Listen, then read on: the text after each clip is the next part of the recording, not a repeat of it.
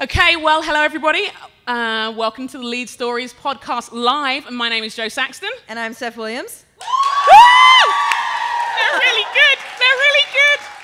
They're really here. There's actually people here. I know. We're not pretending in a room rocking by ourselves. The plan was that if only like 5 people showed up, they just have to clap louder. Loud and long. Like loud and long to sound like there's more people. But there's quite a few of you, so thank you for coming. We're so glad that you're here. So we've never done this before, but... As you might be able to tell. People are now reminiscing on like the first 5 episodes. Yeah, huh? This is interesting, but they've clearly never done this before. There we go. Okay, well, so we're going to record tonight, as we're here together in this room, 2 different podcasts. So yes. People who are listening on podcasts, you're going to hear a topic, number 1, and then next week we're going to release the second topic. So the first topic is going to be the topic of relationships. Ooh. I feel like there should be like some music. Boom, chicka, bow, bow. We need to tell people that these were topics requested as well. Yes, okay. So we picked these 2 topics based on what we heard requested by people who were tweeting and commenting on Instagram and Facebooking and sending us really long emails. Some of you might have done that. We get some really long emails sometimes. Yeah. That's cool, but shorter ones are cool too. Yeah. So send them in. So the first topic that we've had a lot of people ask questions about is relationships. A little teaser. People sometimes call Joe J Harmony. They do. And we will get to that. If you want to know why, that will come up. That's a question that we've already had. Uh-huh. And then the second topic will be on calling and purpose. And so those of you who are listening on podcasts, you'll only hear right now this week relationships, and then you can get excited for next week for calling and purpose. Mm-hmm. So we've go ahead. I feel we should introduce the listeners to our live audience. Oh, good idea. Because we're going to get loads of questions. So let me introduce you, everybody, to the live audience. When I count to 3, or whatever I say, because I've probably forgotten that I'm going to say that, they're all going to shout, hi. So on the count of 3, everybody, I just want you to shout hi and pretend this isn't weird. 1, 2, 3. Hi. There, that's all the people. And that's all I needed to do. And everybody around listening to this has returned the hi from wherever they are. They are. In the future. Okay. Ooh. Shall we get to it? It makes your brain hurt a little bit if you think about that for too long. So we had a couple questions that came in ahead of time. So we're going to start those questions to kind of get prime the pump. Before we start the question, Yeah. I feel we should do one thing. Go for it. And say why we think this is important. Good idea. Both of You us go first. Oh. This is classic. So we didn't talk about this, but here's something really important, and then I'm going to do it that you thought of. Okay. Okay. We think this is important because... Well, you can say why you think it's important. Right, I know. I just didn't think about it. Oh, okay. You'd think that in preparation for tonight, I would have We'd thought prepared. about why I think this topic is important.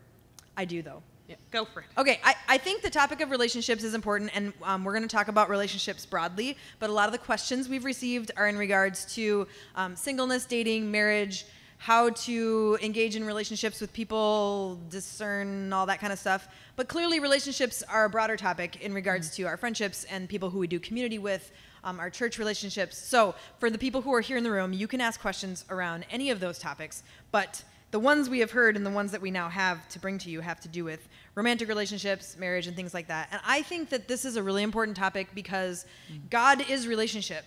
God exists as Father, Son, and Holy Spirit, and God exists in community and designed us to exist in that way as well. And when we talk about romantic relationships, I guess clearly there's this even more intimate and even more either unifying or divisive reality to that relationship that we may or may not have in our life. And then there's a lot of tension around what that looks like for those of us who are single and not yet in marriage relationships, and what does that mean for our other relationships. And so in a lot of ways, I think relationships is the lens in which we look through life because God created us in God's image, and God is community and God is relationship. So it's almost like not talking about this is leaving God out in certain ways because this is just the DNA in which God has bestowed upon us as God's kids in a lot of ways. So I think that it's at the core of our understanding of who God is, and then thus should be at the core of our understanding of who we are. Totally. I think as well, and I think I've said this on a previous podcast, when I think of people who have wrestled with church, it's often about a who, not a what. It's often about someone who they felt judged by, or someone who that they wrestled with, they didn't quite know how to relate to, or someone feeling like they didn't belong or they didn't fit there. Someone they've been hurt by, misunderstood by in some way. And I think I've probably seen more people leave church on account of relationships than anything else. And it's amazing how much we invest in thinking the right things but not relating in healthy ways. When I think of, I was just flicking through, and again, I've said this before, but it's worth repeating. In 1 Corinthians 12, when Paul talks about the body of Christ, I always thought about, that you're the body and you need each other and everything. And I thought, yeah, to get the job done. But I forgot about what the body just has to be. That we be together, and that people would know us by our love, Jesus said. That this is huge. How we are one with another says something. And how we're not one with another says something. And so if we can learn practically in tangible, concrete ways how to do relationships well, not just how we know how to do our own stage of life well, but how we can relate across the different generations, different life stages, I think we would do well. I think it'd be good for us. Absolutely. And so we recognize we only represent two people and two situations in regards to relationships. And for people who are listening, or any of you who are here with us tonight, who don't know me super well, I'm single, dating, and just for everyone who's listening, the boyfriend is here. He's in the room. He's in the room. He's one of two males in the room. So he's giving a slow clap now. Just, but and that's bringing a specific perspective as a person in my 30s who's been single up until now and in a serious relationship now. And then you, Joe, how would you describe yourself in this way? I am married. It's a biracial marriage. We've been married for, I always forget how long, for I think it's 13 years. Yes. 13 years. My husband will be like, Chris is not here to correct you. He's not here to correct me and tell me when it is and just roll his eyes at me forgetting again. And I have two children, two daughters. One is about to start middle school. One is about to go into 4th grade. Great. So, yeah. And then we're both leading and part of leading churches. Yeah. Which are relationships. A lot of people together, relationships. Okay, we have two. I'm going to start with two questions that were given previously, and we have some other ones, but let's get them going in the room, okay? So the first one I think we could talk about is there was a question around tips for really living out your purpose and your mission and your calling when your spouse isn't totally where you're at. When there's kind of some tension around, maybe you'd say that spiritually they're not where you're at, or they're not on board. Sometimes people use that phrase, not on board. And I know men who feel that way about their wives and women who feel that way about their husbands. So that's a great question. Yeah. So, Joe, since you threw me under the bus before, you're up with this one. Woohoo! So some tips on how to do life together when you're not in the same place spiritually. Yeah. I think the first thing I'd say is that it's normal. I think we have to remember that we are people, we are dynamic people, and we are not clones. And so I sometimes wonder if we have this romanticized view of we feel the same things, we pray the same prayers, we get it at the same time, and we always agree, and then we're like, oh, actually, we're in heaven, because that's the only place that happens. I want to say it's normal because our lives go through different things. So, I've only been, on one level, Chris and I are teenagers in marriage. We've only been married 13 years. You know what I mean? There's a whole realm of things we have yet to learn. But I will say what we've learned thus far is we've had to learn how to give grace and extend grace for where the person is at today, rather than take charge of one another's spiritual walk. We've had to release one another to be gifted in very different ways. So, like, we would pray together, and I'm like, did you feel God said anything? You'd be like, no. I'm like, what? What has happened? Where is his faith? And it's just we express our spirituality very different. He is introverted, I'm extroverted. So he wants to pull away. I'm like, where are you? I need to talk this out. And if I only see my maturity, or if I only see spiritual maturity through my way of doing things, I'm always going to fall short. There are also other times when we just disagree about things, and we've learned the ways of, rather than trying to persuade one another in, sometimes we've had to just let go and back off. We just had to back off. I remember when a few years ago, I think we were in Phoenix, and there was a church situation a church we were joining, and it was in the inner city. And I grew up in the inner city. I mean, the place has been completely gentrified now, but that's another story. That's another podcast. That's another podcast about how we feel about that. But I didn't want to go back. I didn't want to go back. And Chris had this sense of call to this place, to this church, this community. What do? we're in it together. I'm like, no, we are not. And I could think of all kinds of wonderful reasons why this was bad for us and our young, delicate, beautiful babies. Who would want to take our beautiful babies to that terrible place? And all these things. And it was my own fear, my own story, my own journey that came and that collided. And I remember one of the ways that we talked it through a lot, and I was like, I'm really wrestling with it, and I'm not sure I want to do this, and I don't know if I've got the energy for this, and I'm afraid of this. And him giving me space, because I had to go on not his persuasion, but what the Lord was saying to me. And it took time. It meant that he was there, he was further ahead in that sense of call, and I was on catch-up for a while on certain things. And there are other times when maybe I get a sense of something, thinking, okay, this is what we're going to do next, and we're like, I'm just not sure. And we've had to remember that, yes, when we got married, one of the readings was from Ecclesiastes, and the whole thing about two are better than one, but a threefold cord isn't easily broken. And our commitment has been to say, okay, no matter how long this takes, we have to give each other space to come to the Lord in the way that we come to the Lord. Now, there have been other times when, frankly, my faith has been pretty incapacitated. So when just in a few episodes ago, I was talking about when I had postpartum depression. There was no vision. There was no dreaming. There was no on the same page about much. I just was there. Yeah.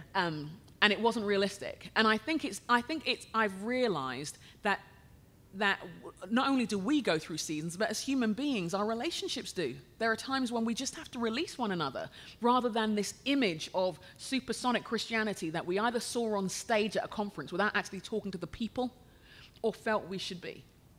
And I would just encourage us, I would encourage one of the first things that we can do to help ourselves when our spouse is in a different space is to check our expectations. Absolutely.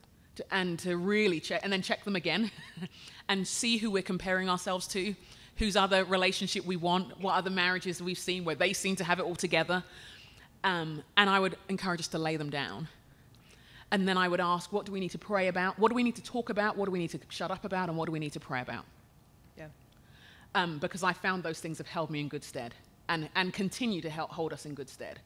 And to trust that maybe the Lord's timing is him being the Lord and everything may be different to ours, better than ours, and we'll actually work things out.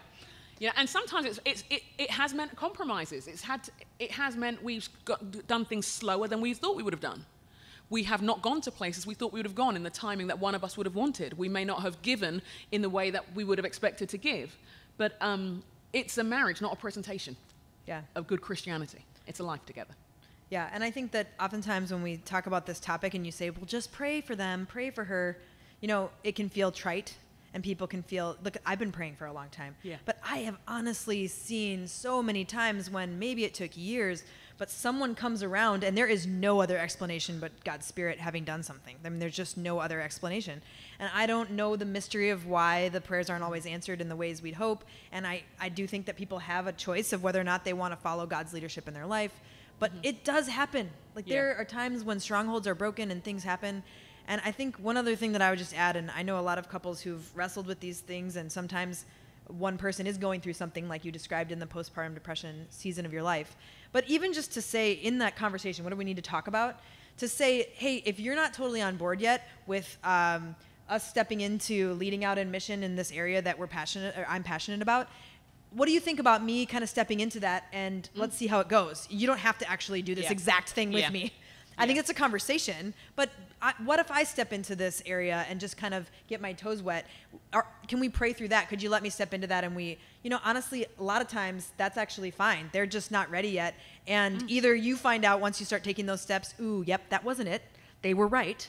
Or you start to step into it and they say, see, now I see what's going on here. I couldn't picture it before, but now that you're stepping into it, I'm starting to see something different. But those things need to be conversations, clearly. But I have seen it happen. I've seen strongholds that felt like, man, we're never going to be on the same page. I've seen it happen many times. And so there is hope in that. And then there also is the reality that sometimes that's a loss that has to be mourned. Yeah. That's just, at least it might be a never, but it might be a not now. And that's sad, and that's okay. It's okay to feel like that's something to mourn, that you're not on the same page with your partner, for sure. Good. Okay. The second question, and then you're up next, ladies. So if you're up next, that means you probably, if you want to write them down, where did Joey's around, but we would love for you to come to the microphone. You can feel free to take a gentle stroll towards the mic, even now. Even now, you could. Don't hold back. Don't hold back. It's There's just a some microphone. chairs. There we go. We're gesturing with our arms, everyone who cannot see us. Yes. Okay, so this question has come at us in many different formats from all over the place, and that is, how do you thrive in your life in the season of being a single person, and how do you make the most of your single life while you have it? And obviously the time frames and duration is different for different people, but that question has come up a lot, and both of us have some experience with that area of life. So I'll start with this one. Yeah. So Good. I think the first thing is to decide that you actually can make the most of your single life. I do feel that there's this barrier, that there is a feeling as though life isn't totally being fully lived when you're still in that single season of your life, and that's just not true. And we could make some cases from the Bible that living life as a single person could be the most vibrant and intentional time of your life, because you're not asking questions like the one that we just asked. Just saying. And so what does it look like to embrace that? I think that answer to that question is different for everybody, but first of all, being open to embracing it, I think, is the first step. And so that is something that I just feel like needs to break in people, that this idea that we're waiting for something all the time. Because guess what? This is what I've noticed with people. I'm still single, but I've noticed people getting to the serious part of a relationship and then getting married, and then they're waiting for something else. They actually taught themselves to always be waiting for something, instead of living their life right now and actually looking at what's happening right around them and what's right in front of them. Because God is doing something in the place that you're already at, where you work, where you live, where you go to the park, the coffee shop you're in. The God of the universe is doing things there and wants to invite you into that. And if you're there thinking, maybe I shouldn't keep looking at my Pinterest about my wedding. That's what women do, guys. They make Pinterest about their wedding before they're met a guy, so they're all frightened now, out of their minds. Or, like having like an imaginary relationship in your head. Oh, don't do that. It's so bad for you. I know, and it's guys so do that too. They really do. And it has consequences, man. we gotta Seriously. Let it go. Let it go. Let it go.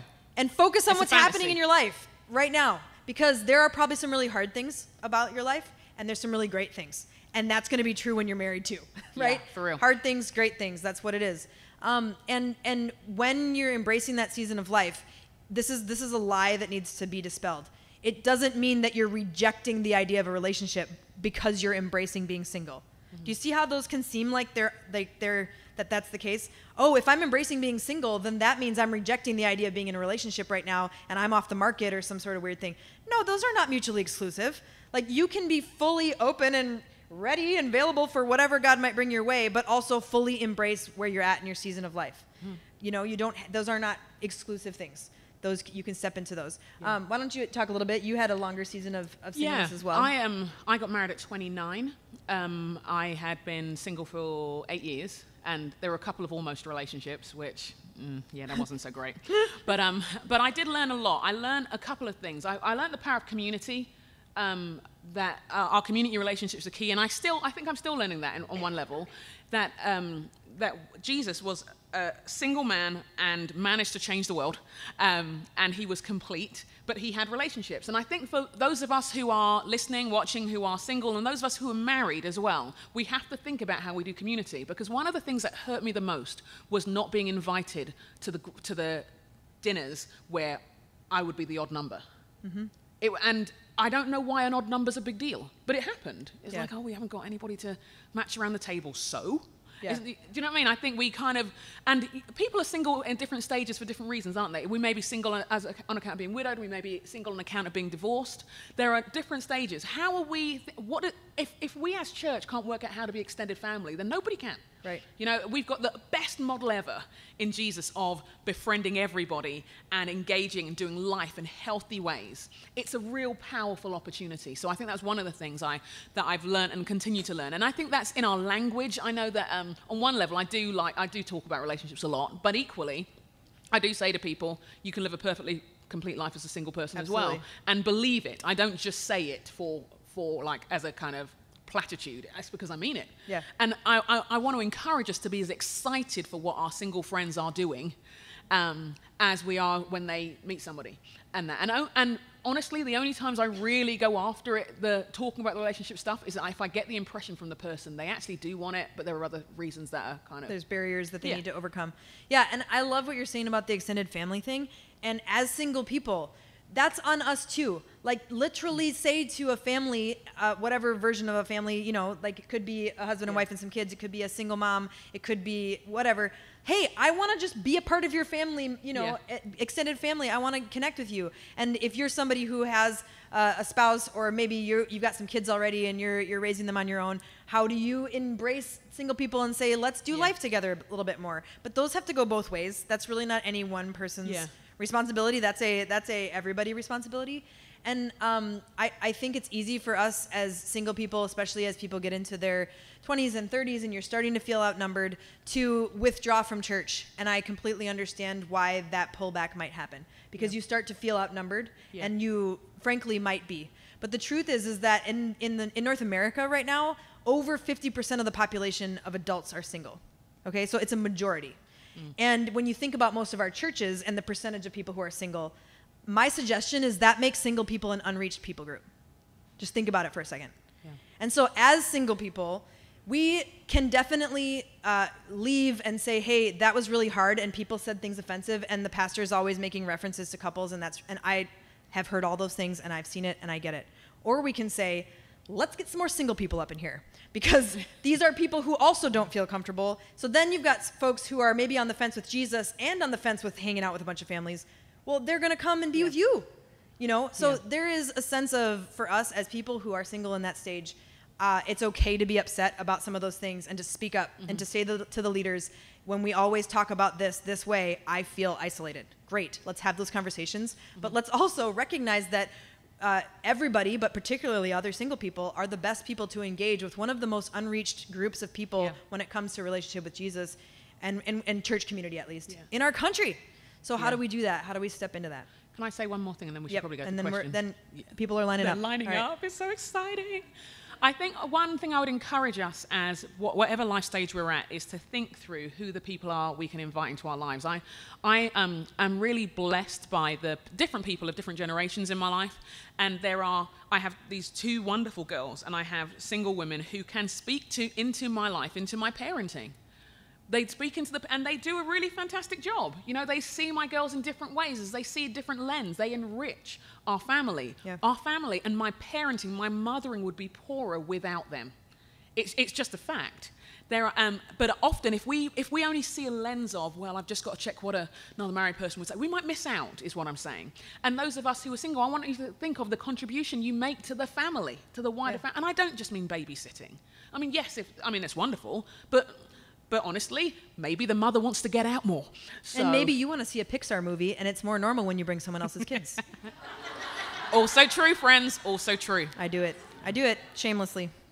And so I'd love us to begin to think bigger and broader and wider when we think relationships. There's so much more to gain than there is to lose. Yeah. Yep. All right.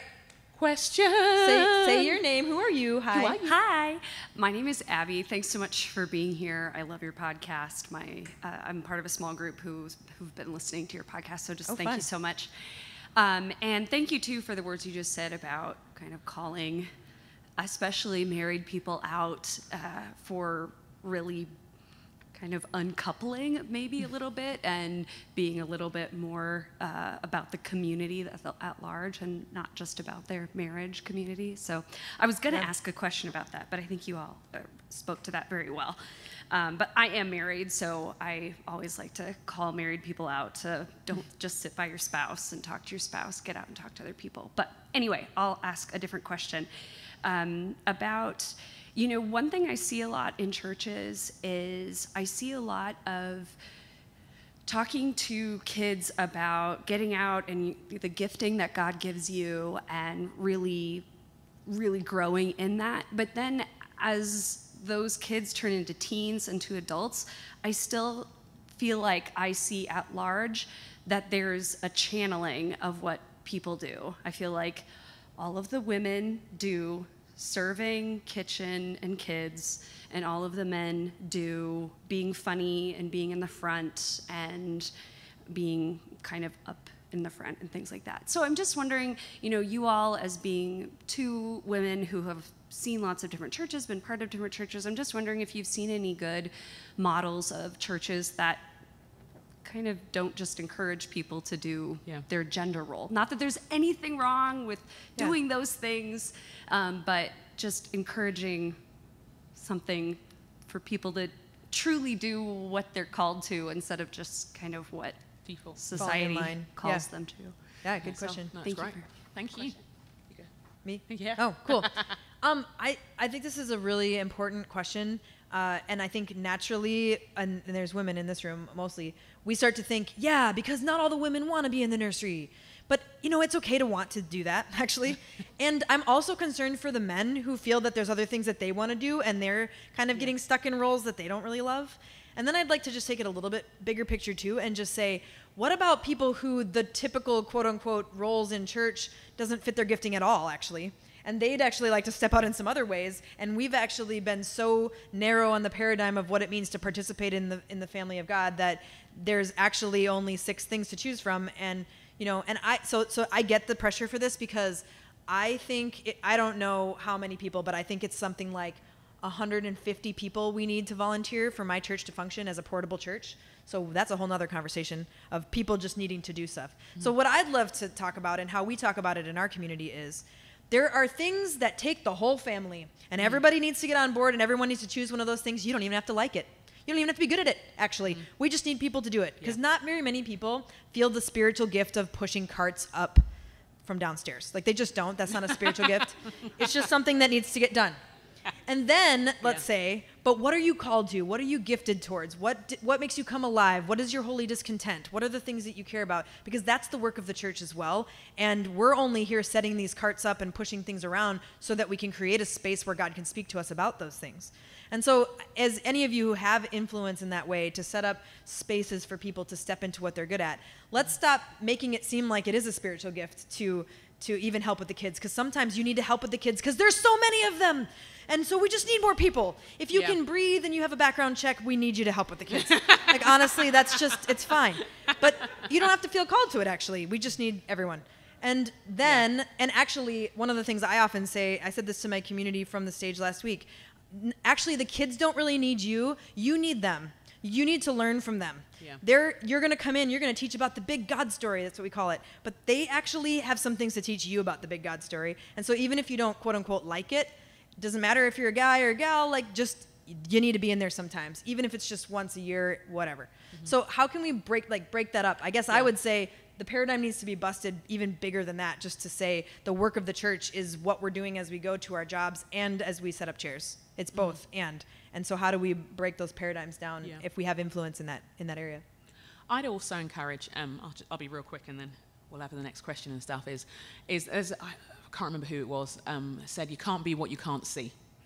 And so I'd encourage us to think of what we celebrate, whether it's in our Bible studies, whether it's in our one-on-one conversations, whether it's in our, what are we celebrating? What do our kids, teens see? Do they see, do they hear the story of the guy at work, the girl at work, whose story is how they got to share their faith that week? Do they hear the story of the grandma or the teenager? Because whatever we're communicating is we're feeding messages all the time. Yeah. And as we think of our own children and gifts, or our nieces or nephews, godchildren, whoever, who are we giving them access to? What conversations are we having? And sometimes they may not be in our congregation. They may be in a book. They may be at a conference. They may be a musician or whatever. But I'd encourage us to give as broad a picture as possible, as broad a picture so that they can see potential and possibilities in as many ways as you can. Absolutely. Great. Come along. Hi, I'm Julie. Hi, Julie. Nice to meet you guys. I came tonight. My friend Andrea McMaster invited me, and I'm really glad she did so far. So thank you for Hopefully doing we won't this mess it up. so far. Did you guys catch that? Just kidding. So my question is a two-part question. Mm-hmm. So if Jesus tells us that we are to love our neighbor as ourselves, mm-hmm.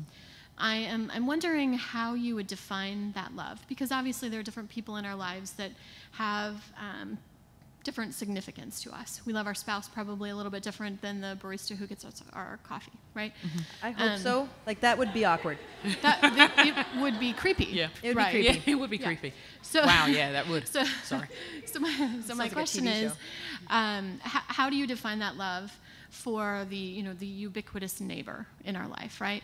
And the second part of that question is, how do you believe that Jesus instructs us to deal with conflict, or effectively working through conflict with those different neighbors in our lives? Cool. You take one, I'll take the other. All right, you want to start? No, I'm going to give it to you, and you can decide which I'm one you getting want to to do. start a lot. Huh? I'm getting to start a lot. Are That's you? nice. Yeah. Great question. I think that one of the things that your question is sparking in me is just this reality that it is okay that we don't love everybody at the same level. Now, what I don't mean is that we choose, okay, I'm going to like people like this, and I'm going to love people like this and not love other people like this. But one of the concepts we talk a lot about is who are the people that God's calling you to, and who's God putting peace between you and them. And it's okay to, I say, follow that peace, like step towards that when it's there. And actually expect it to happen with people who are very different than you, and look for it with people who are different than you, and don't blame it away when you feel that sense with somebody else that okay, this person's really different, and so it must be God's Spirit that's leading me towards them. When I think about my neighbors, clearly I live in the city where we all live so close to each other we can reach out and touch each other's houses. So there's a lot of neighbors, and I can't love all of them. And you're saying, how do you define that? Well, I would say that means stepping towards them in relationship, listening well, trying to figure out what their story is, trying to be open about my story at an appropriate level, things like that. That's what I think love looks like. Being willing to, when a neighbor seems like they want to talk, be okay with the fact that might make you late to whatever you're going to because they're stepping towards you in that way. Those are the kinds of initial love actions, I think, that we show to maybe a physical neighbor. This might be someone you work next to in a cubicle or something like that too. I define neighbor as whoever you spend most of your time around in your daily life. And loving them would be saying, how can I put who they are and what God might be doing in their life first so that I pay attention to that more than I'm paying attention to my own life and what's happening to me. And then to say, out of all the people that I could engage with, God, who are you leading me to? And let God lead that, guide that, and be open to the fact that those might be the last people you ever thought. Like some of my neighbors that I felt really drawn to, very unexpectedly, were a bunch of guys in like a reggae band who I cannot understand at all. And seriously, these guys are like brothers now. It's been 6 years. And they call me when they have stuff going on with their wives. Like, it's crazy. It's the weirdest thing. And I've gotten to know their wives. I performed one of their weddings. But they were not the people I thought. I thought the girls who went to the college down the street, just like the younger gals from the college that were living with me, we're going to all connect with those girls. They didn't like us at all. And they let us know that, actually. Ow. But you know what I'm saying? Like, we have to be open to those who are different than us, because oftentimes that is actually who God is leading us to. Yeah, but we can't step towards everybody, because Jesus didn't either. You notice he only did what he saw the Father doing, and he stepped towards the people when there was peace, and he stepped away when there wasn't. He called them out, especially the religious leaders, but he didn't force himself on anybody. Yeah, it's good.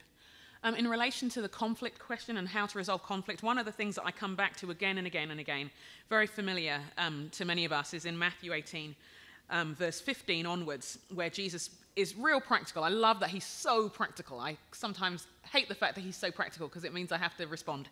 But it'd be so much easier to just believe intellectually about Jesus rather than do anything. Yep. But he says in these words, if your brother or sister sins, go and point out their fault just between the two of you. If they listen to you, you've won them over.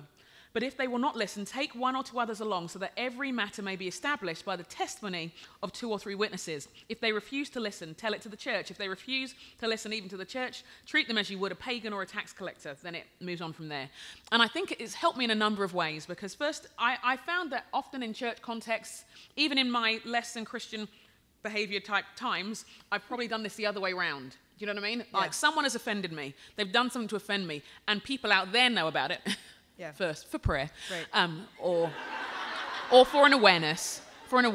Or for talking it out. Because, I got to talk it extroversion. Out with just 5 or 6 more people before I confront the actual person. I talk to people, so, and what better other way than social media? Or so. That's a whole other podcast as well. And go that way, and then with a few other people, trusted people, and then by the time you get to the person themselves, there's so much between you, there's hardly any way back. But what we see in the life of Jesus and what he says is, point out their fault just between the two of you. But interestingly, it's if they listen to you, you've won them over. So the goal of that time is not to just say, this is how you did me wrong. This is why I hate you. This is why I'm now struggling. This is why I'm going to gossip about you. It's actually, I want to win you back. I want to win you over. I'm wanting to reconcile. Now, reconciliation is hard work because it involves truth. Mm-hmm. You don't get reconciliation without truth. And so sometimes it feels worse before it feels better. But the goal is still to reconcile. So that means, for me, it makes me think, okay, what's the language I'm going to use? You always do this isn't often helpful reconciliation language. You never do this doesn't always win people over. You're an idiot tends to break the relationship. I've learned now. Even in the language, one of the things I find really helpful for confrontation is asking a question. Yeah. I don't understand what happened. Could you explain to me what this was? Or could you help me understand? Could you help me understand this? You can still say all the things, but you're not saying it in such a way of, you did this, and I don't like this, and you're in my face, etc., etc. Right. Fight. That doesn't win people over.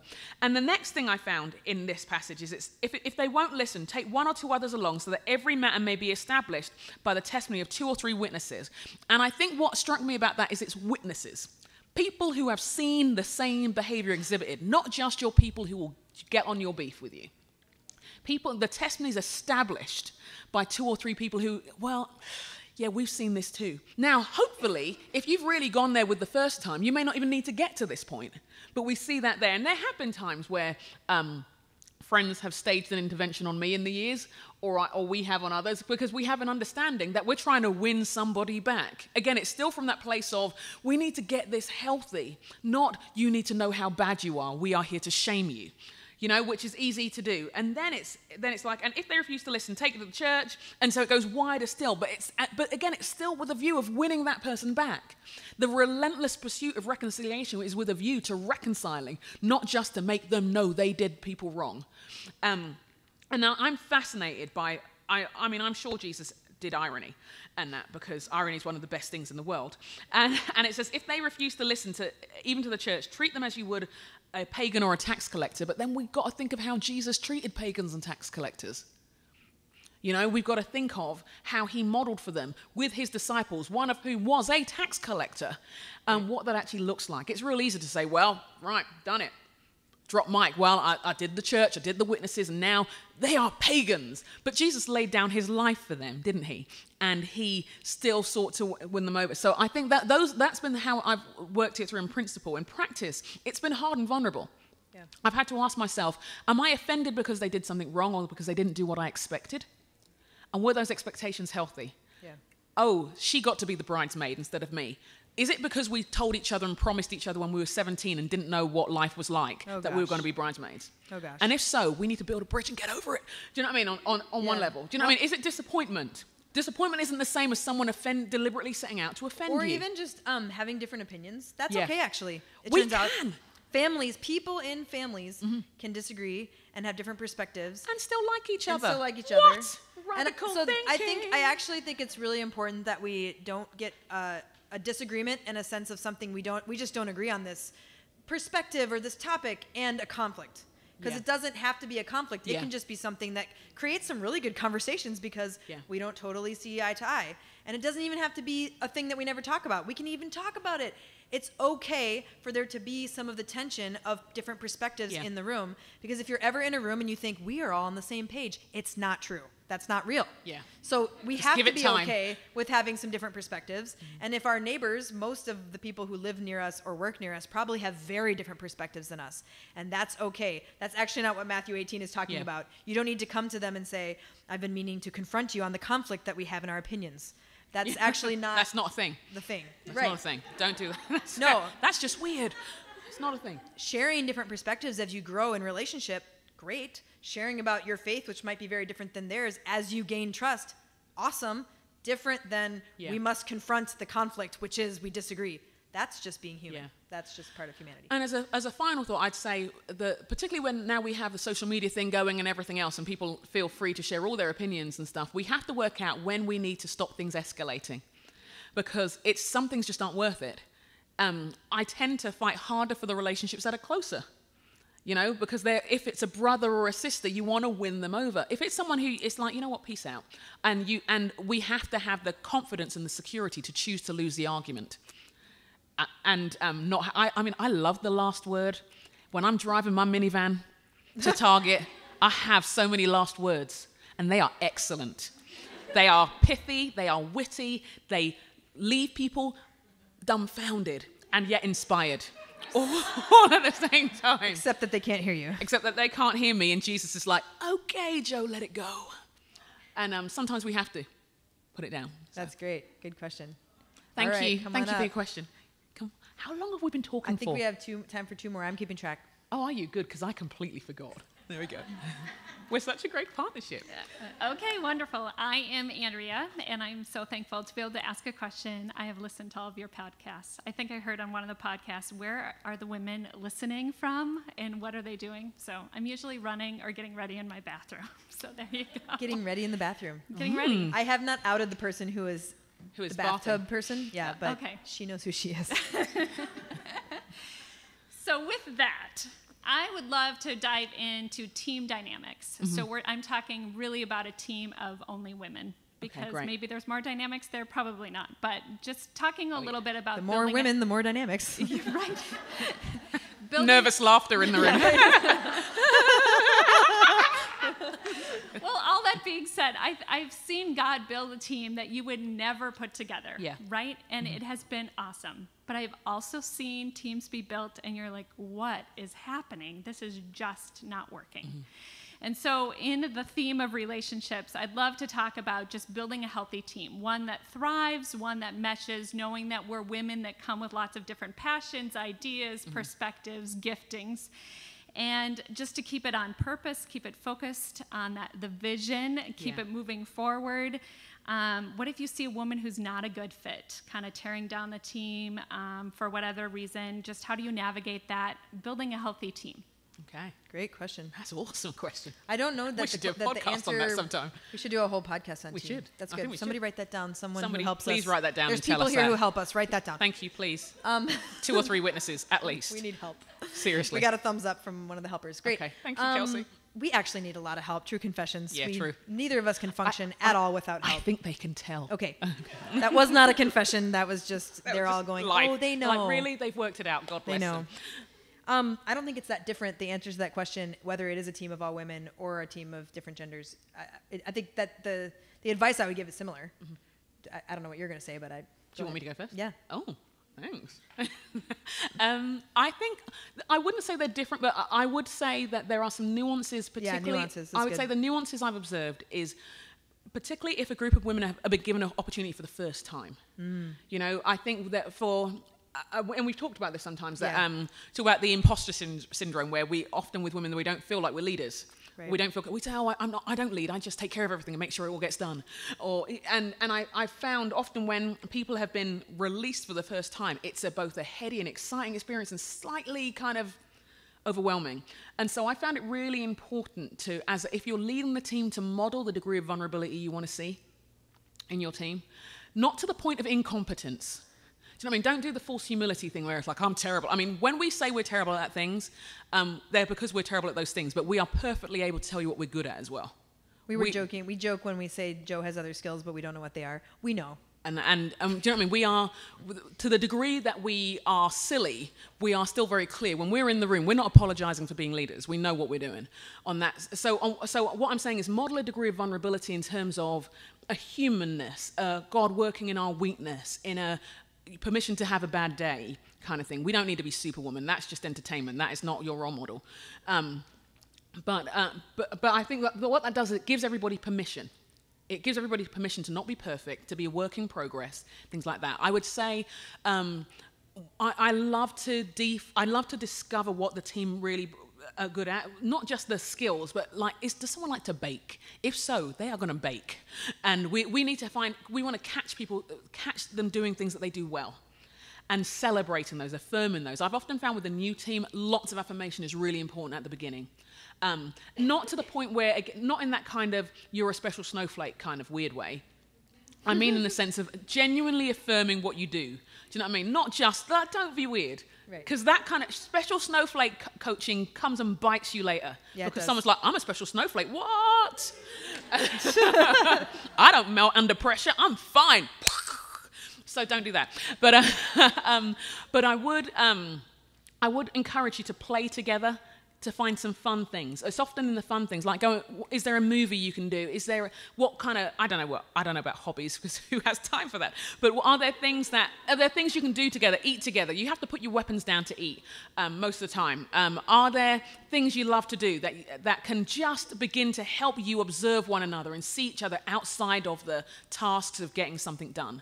And I would try and make that part of the rhythm of what you do. Now, it may not be feasible to do that weekly. Is it once a quarter?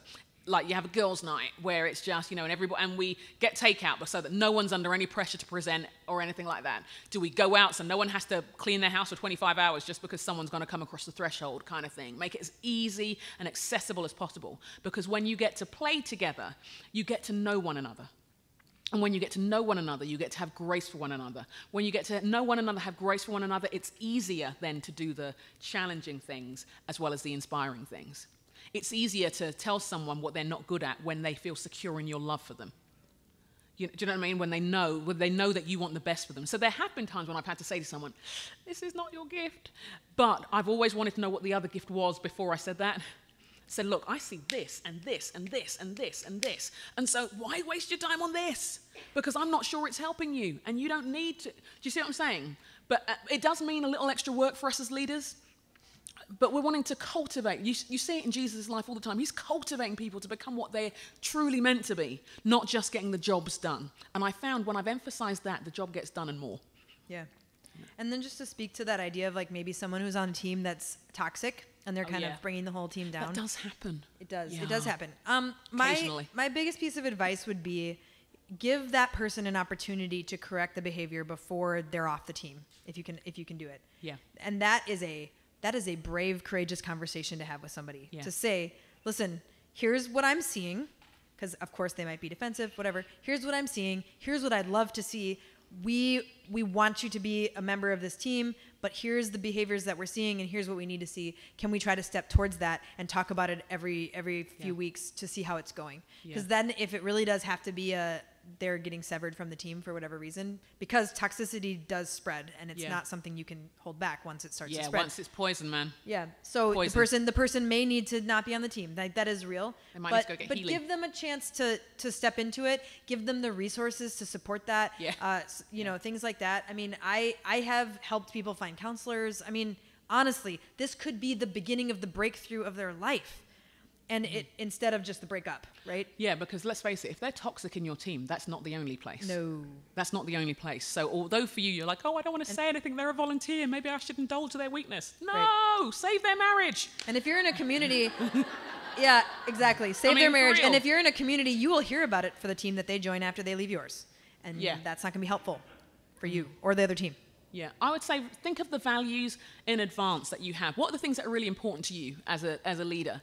Is it so? For example, whenever there's a team environment, Matthew 18 is a big thing. I always say, look, we're going to fall out at some point. We're going to misunderstand each other. Let's just say this now. When we all mess up, this is how we're going to do it, and keep on promoting it.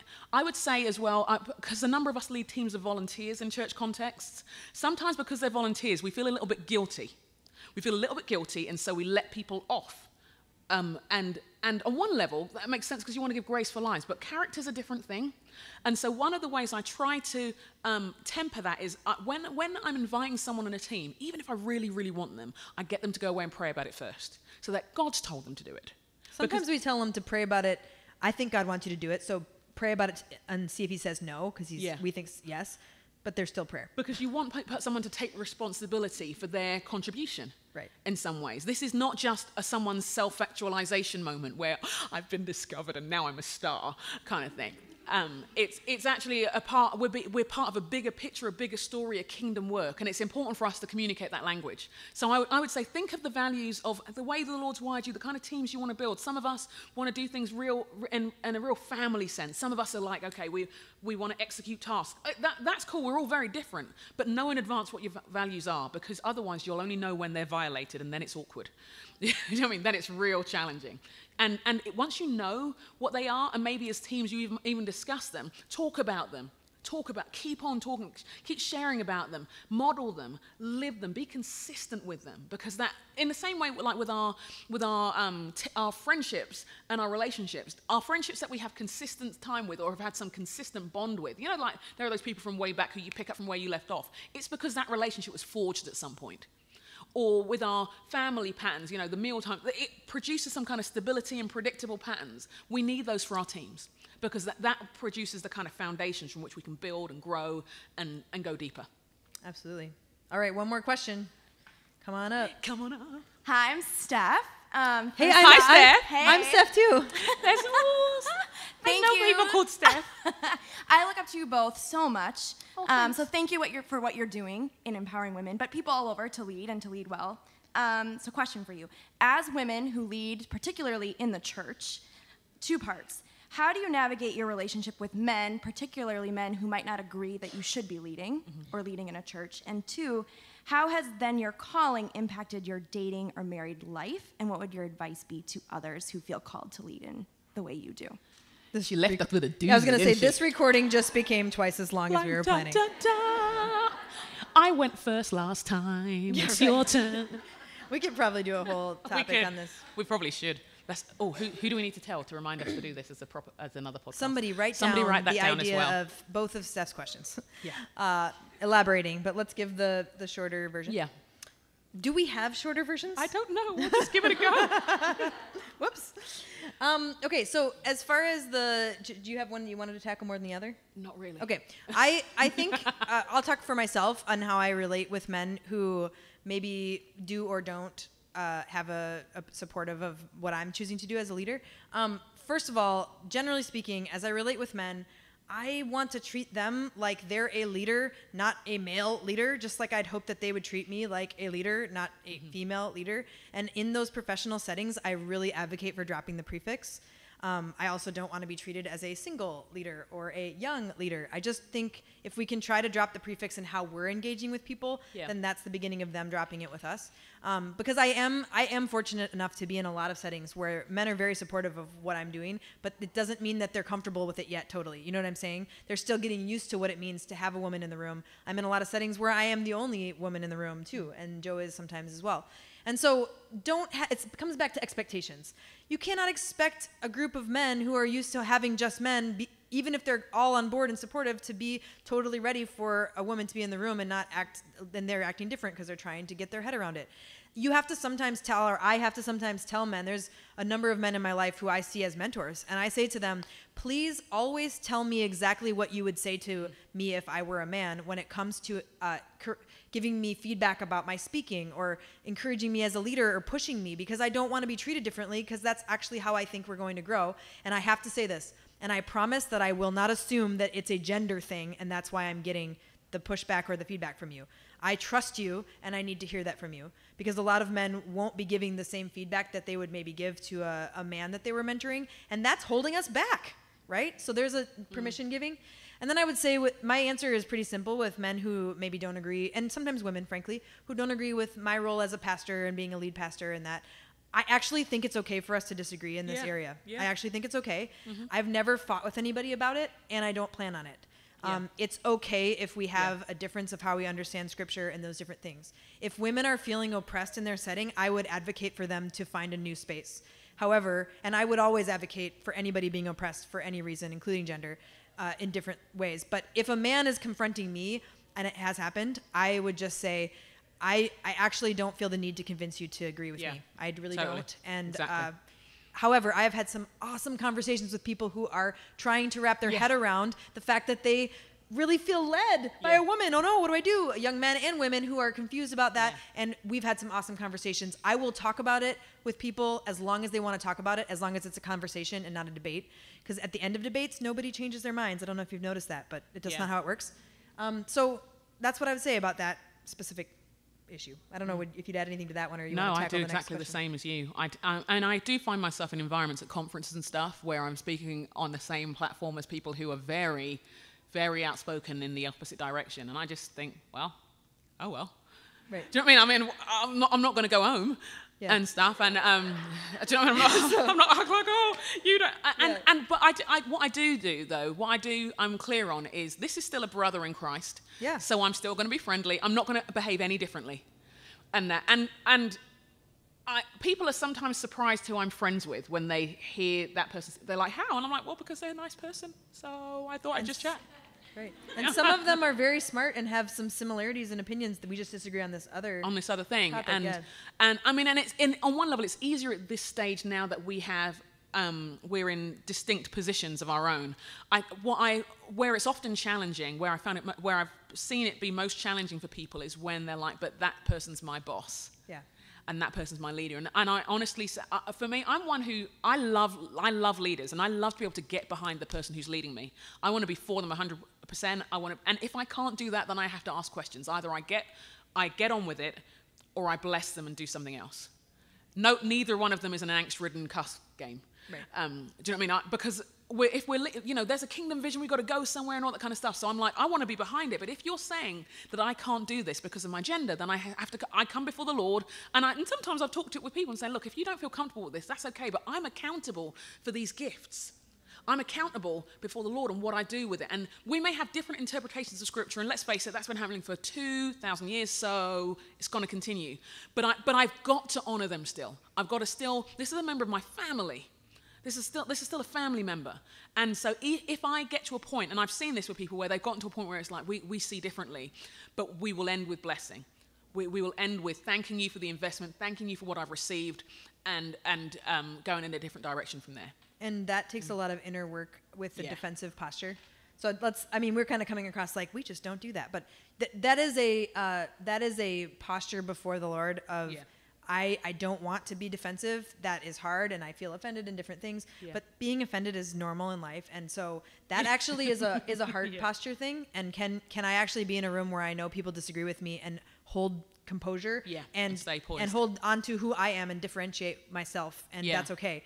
And because the truth is, we're always in rooms where people have different opinions. Yeah. So can we just hold on to ourselves in the midst of that? That's actually a great life skill, regardless of if people are disagreeing with your calling, etc. What was the other question? The second question was, how has being in a leadership role, tell me if this is true, Steph, how has being in a leadership role affected dating and that part of your life? Yeah, what would be your advice? Oh, our advice. Oh, because I was going to say, it doesn't affect it. Yeah. Just kidding. Sorry, did I laugh out loud? Next question. No, I'm just kidding. I would say, I think back in the day, in my single years, I had to get very secure because there were lines like men don't like strong women, or being seen as inaccessible. And I had to work out, where was I being inaccessible? Where had I reinforced something out of an own self-protection thing? Like, before I get hurt, I'm just going to be distant. I had to get over, I had to not see myself like some weird rock star in terms of, I can't date anybody in the church because everybody's going to gossip about it. So, do you know what I mean? I didn't want to self-sabotage myself. Sometimes there were situations where we weren't a fit, and honestly, the fit was the leadership. The problem was the leadership thing. And there were times when I tried. I really did try to kind of settle down. Do you know what I mean? And settle. But you're not helping them or you when you're not being who God has wired you to be. And that's not just true about leadership. That's just true about you and life and relationships. I think so it did take a while. It did take a while. I could say it was because of the leadership thing, but that's speculation. It could be my lack of social skills. It could be, there were a number of things going on. Do you know what I mean? It could be I wasn't interested. It could be they just weren't into me. It wasn't that big a deal. It was, there felt like there were all kinds of obstacles. Do you know what I mean? At the time, I was very much the minority ethnically in the church I was in. So I thought, well, for some people, it may be a race thing as well. Not that they were racist, they just didn't see themselves going there. And so there was that to contend with too. I think for me at the time, that was probably the more heart-wrenching thing than the leadership thing. And in terms of marriage, I mean, I think for Chris and I, we feel fine. I think we've noticed other people aren't always. But we know how we're wired and how we're gifted and what we're called to together, which is to raise our children. That's the only thing we care about doing really well. Anybody who's got a problem with anything else, that's their call and their deal. But we feel, but again, we had to be mindful of the fact that some people, I mean, I think partly it's because our names are Chris and Joe as well. They were like, so who's the guy, who's the girl? Apparently that's the thing in America. I didn't think about that. In the UK, it's not a deal, but people were like, so who's, they got a bit confused. That's funny. Until they saw us, and I think for us practically what the implications were. So Chris was very much like, this is what you're called to do. I believe in what you're called to do. Now we have to work out practically what it means so you can do what you're called to do. And so for him it was, I need to know everything that you do at home and how we work it out. Again, we have a village of people, some of whom are in the room, who have babysat, who've looked after our kids, who've cooked meals, who've done all these kinds of things. And so so even the working it out was in the context of a community as well. And that's been, and we've also had to say, and what season are we in as a family? Because there have been seasons where I've actually not done anything publicly. We've just needed to know before God that's what we were called to do. And it's an ongoing conversation, not how we feel about it, just how we're going to make it work. Does that help? Yeah, I think I would agree with what Joe said. And then I would just say, I guess this question brings to me what I think the purpose of marriage, pursuing a marriage relationship is. And I think that, in my opinion, the purpose of that is that this other person would partner with you in a way that you would be empowered to serve God better than you could by yourself. So if that's the point, then they kind of need to accept all of who you are, and you need to accept all of who they are. And so while I do think it's true that being a woman who's a strong leader, who's an upfront leader, provides certain challenges, it's actually just challenging to find somebody who's a good partner for you, because you have a lot of dynamics that makes you who you are. And so while that might be a stranger dynamic for me in dating, like other people who actually never do upfront things, they have other strange dynamics that make them somebody hard to partner with. Like, right? like a woman who is independently very wealthy. Yeah. Ooh, that's an interesting one. You know what I mean? It's never been my life, but apparently it happens. It happens. There we go. There are facets to who everybody is, men and women, that make us really unique and really different. And that's what dating in a healthy way produces. Do we have the things that match up well enough for this to be a good partnership?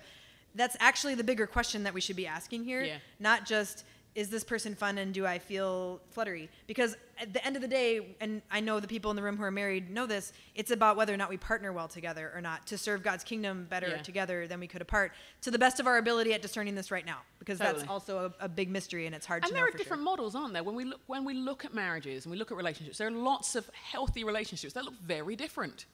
Very different, and we don't want to project, saying, oh well, because she's supporting her husband in that way, and he has a visible role, and that must mean she has subliminated her gifts and done all. It's like too much thinking. Right. That's how they work.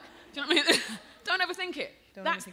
This is how they work. This is how they've worked it out, and it's a glorious, beautiful thing. Boom. That's all there is to it, rather than thinking, oh, now I need to sit down and talk to you about your oppression that you don't realize. Maybe she's just happy. There's an idea. Okay, you're starting to see a little bit of the picture of Jay Harmony here. This is Jay Harmony. And I think one of the things I've learned from Joe and has been really helpful in my life as she's been somebody who's discipled me is just trying to think outside the box of what it looks like to look for relationships and to step into that in your life. If you feel that God's calling you to that season of life, you can still be, like I said, fully present in your single life, but also pursuing that. And for me, one of the important things as a leader was to not have a double standard as a woman, where I think it's cool for me to date a bunch of dudes in the church, when if a male in my role did that, it'd be creepy. Like, just think about that for a second. I'm a senior leader in the church, and that's not true in every church, but in my church, it would be weird if it was a guy, I think. And I just thought, that's cool, because there's a lot of guys that aren't at this church in other places. And so there's other spaces to do that. I'm a fan of online dating. I'm a fan of saying yes to people groups and starting to step into other groups of friends that you haven't been at before, and not being afraid to go stag to a wedding. Like, just put yourself out there, right? It doesn't have to be just the people in your one church. whatever. Some of that. That is all Joe talking through me because this is Jay Harmony who says just go for it if that's what you want in your life. Yes. This is your fault. We're even dressed the same. She is it is just too far. We're taking the discipleship thing too far. No comment. Okay. All right, good. All right, well, this has been a great conversation, and I think there's more questions in the room probably around here about this topic, so we want to collect those because we like doing the Q&As, it turns out. Hopefully other people like them as they listen to the podcast. Let us know. Otherwise, that's awkward. Yeah, but we'll take the questions and we'll continue, and if you want to write your name on there, then we can say, oh, this is so-and-so from when we were in Minneapolis. Okay, so we would love to continue those questions on, but I think that's our wrap for this week. Anything final words? No, I don't have no comment. I have no final words. Until next time. That's my final word. Until next time. Yeah.